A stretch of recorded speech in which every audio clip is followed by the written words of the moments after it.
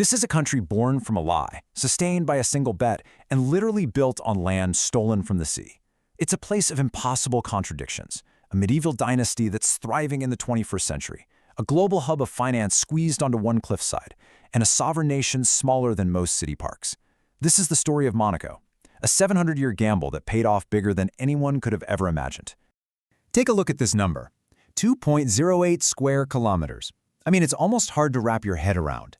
That's the entire country. You could walk from one side to the other in under an hour.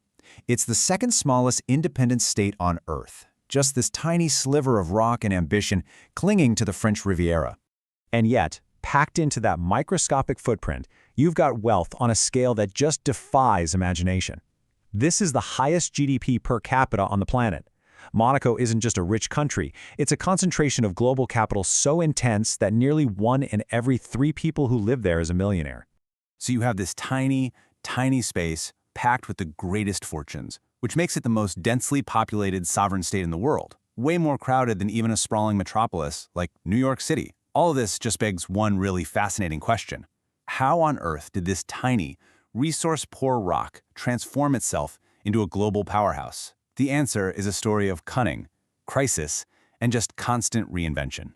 You see, the story of Monaco doesn't start with some noble founding or a grand declaration.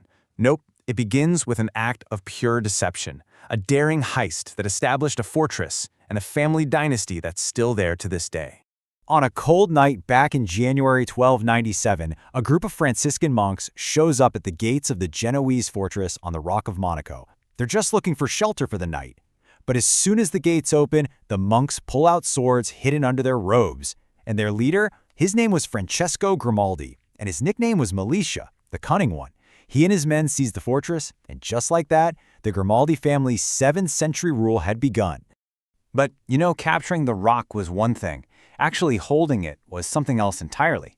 For centuries, Monaco's survival was this constant, precarious balancing act. The Grimaldis became masters of diplomacy. They got really good at playing larger powers like Genoa, Spain, and France against each other, always seeking the protection of one to fend off the aggression of another. It was a long game, but it worked. Until finally, in 1861, their full sovereignty was officially recognized. But right as Monaco finally achieves true independence, it faces its greatest crisis yet. By the mid-1800s, the principality was on the verge of total collapse. It had lost almost all its land and all its income. And salvation, well, it would come from a bet so audacious it would redefine the nation's identity forever. And you really can't overstate how desperate things were at that moment. In 1860, to settle some crushing debts and get France's protection, Prince Charles III had to give up the towns of Menton and Roquebrune.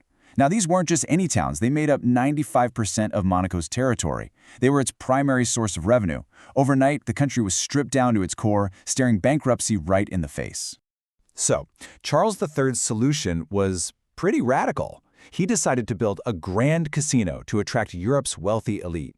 But there was a bit of a PR problem. The area he picked for it was called Les Belugues, which basically translates to the Den of Thieves. Yeah, not exactly the 5-star vibe they were going for. So in a stroke of marketing genius, he just renamed it Monte Carlo, Mount Charles, in his own honor, creating this image of regal glamour out of thin air. The effect was immediate and, honestly, explosive. The brand new Monte Carlo casino, plus a new railway connecting Monaco directly to Paris, well, it was like setting a match to gasoline. The principality's economy just ignited. Tourists and their money poured in, transforming this bankrupt microstate into the undisputed capital of luxury and leisure in Europe. And here's the real masterstroke. The casino became so profitable, generating these just vast sums of money, that the government didn't need to tax its own people anymore. By getting rid of personal income tax, Prince Charles III created this incredibly powerful incentive that would shape Monaco's destiny for the next 150 years, turning it into an irresistible magnet for the world's rich. So the casino saved Monaco, for sure. But to survive in the 20th century, the principality had to become more than just a gambling hall. It needed to lock down its image and diversify its economy, really craft a modern paradise for a new generation of the global elite. A huge moment for this came in 1956 with the marriage of Prince Rainier III to the American movie star Grace Kelly. This fairy tale wedding wasn't just big news, it was a global media event. It put the world's attention squarely on Monaco, and it forever linked the principality with Hollywood glamour, elegance, and high society. Building on that newfound fame, Monaco started to methodically diversify its economy. It became a major international banking center, using its tax laws to attract massive amounts of capital. Tourism was still crucial, of course, but the country also started cultivating small, high-value, and, importantly, non-polluting industries. This made sure its prosperity was no longer riding on a single bet. And the success of this economic model has completely changed the very fabric of the country. Today, native Monegasques are actually a minority in their own nation. The Principality is this mosaic of over 100 different nationalities, a global hub for the ultra-wealthy, all drawn by the promise of security, luxury, and of course, a life without income tax. But for a country that is both the wealthiest and the most crowded on Earth, there's always been this one fundamental problem that looms over everything: the physical lack of land. To keep growing, Monaco had to do the impossible. It had to create new territory from absolutely nothing. Monaco's solution has been one of the most ambitious engineering feats you can imagine: land reclamation. The process is just monumental. First, they build these massive seawalls to hold back the Mediterranean. Then, they fill the enclosed area with millions of tons of sand and rock, which they have to import from far away. After a long time letting it all settle, this brand new, man-made land is ready for the foundations of an entire new city district.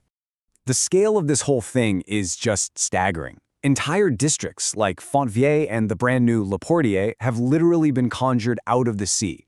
All told, these projects have expanded Monaco's total landmass by more than 15%. It's a continuous defiance of geography, a real testament to the country's relentless drive to innovate and expand, no matter the odds. So, from a medieval heist to a casino bet, from a Hollywood marriage to literally building land on the sea, Monaco has survived by constantly reinventing itself. It has gambled, it has adopted, and it has thrived.